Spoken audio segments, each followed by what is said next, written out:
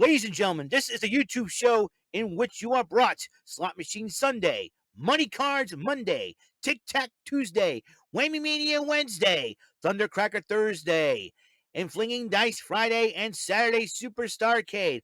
Also, wrestling news from Raw, NXT 2.0, AEW Dynamite, NXT UK, Impact Wrestling, SmackDown and 205 Live, and AEW Rampage, and special episodes from Road and Up, Cyber Swaggin', and the philosophies of Lee McLeese. Ladies and gentlemen, this is the YouTube show of fun, of knowledge, strategy, luck and daring, and mental shenanigans. This is WEML-TV Channel 77.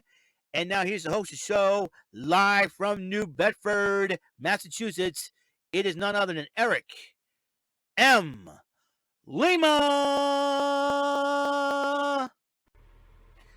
Thank you for that wonderful intro, Mr. Announcer. Hello, you're watching the channel vlog show of your friendly neighborhood, sweet, bumbling Bofa Raver. That means I've appeared at least one episode of the following shows: Bumbling Bozos, Bofas on the Sofas, Rant and Rave, and the Too Sweet Wrestling Podcast. You see me as a panelist every Thursday night at the Rant and Rave Podcast with my other colleagues, Jordan Little, Brandon Martin, Yurio Ibarra, and Michael Bombardier.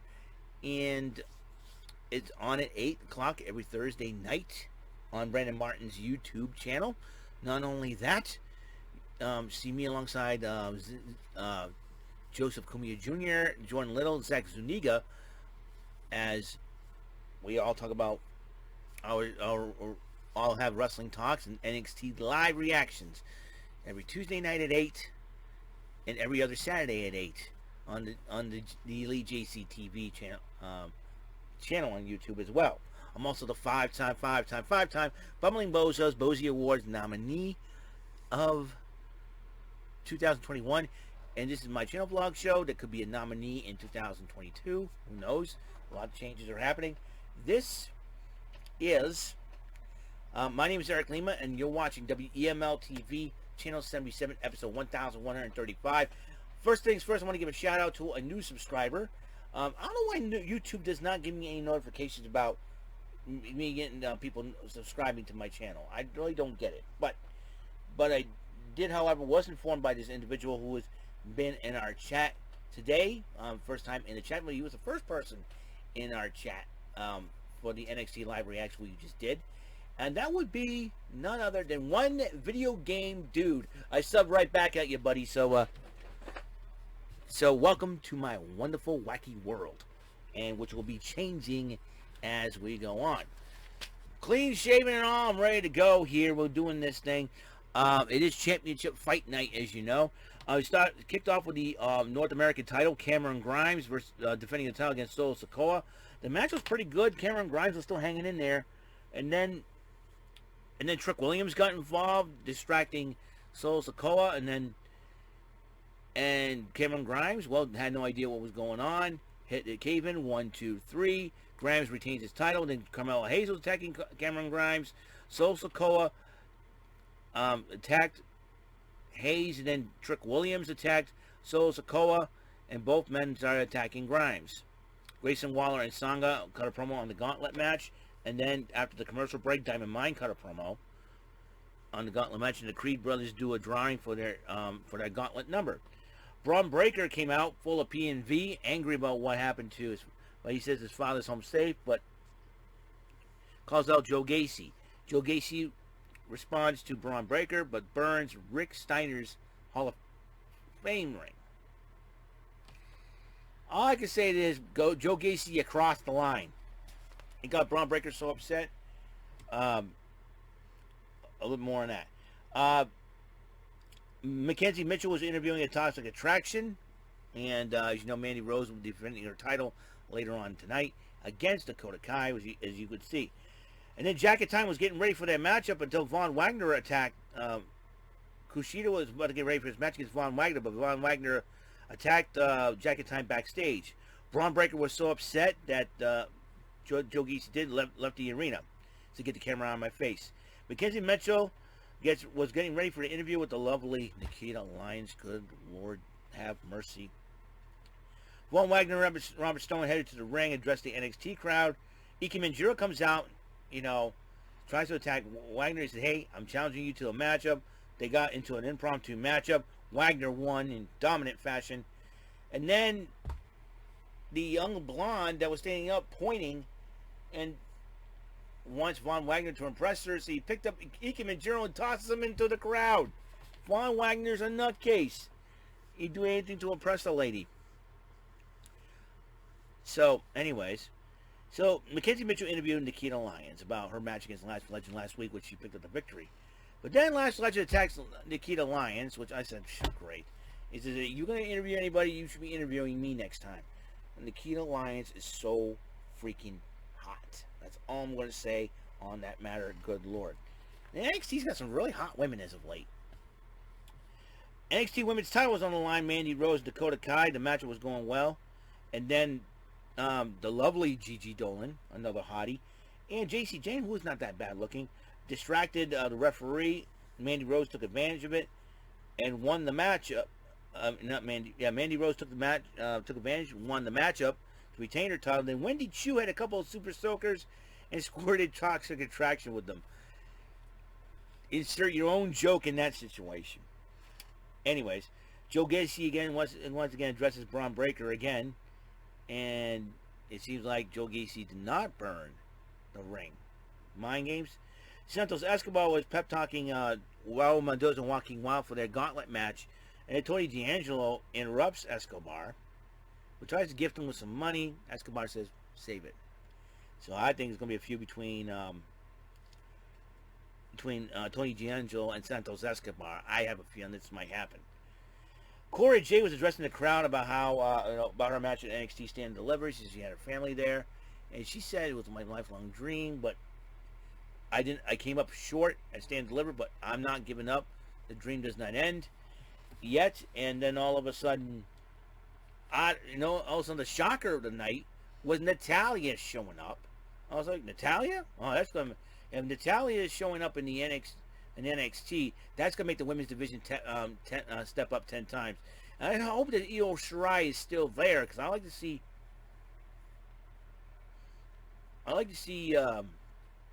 Io and Natalya mix it up. So, and then Natalya talking to Cora Jade says, hey, you got a bright future, but right now it looks bleak. She smacks Cora Jade across the face, puts her in a sharpshooter, and Natalya calls her the B word, and Cora Jade. It was like Cora Jade's got the genuine, because she idolized Natalya and all. But I'll tell you one thing right now, though. Cora Jade is very young, and she needs to learn a lot. Natalya is the perfect person to help her out with that.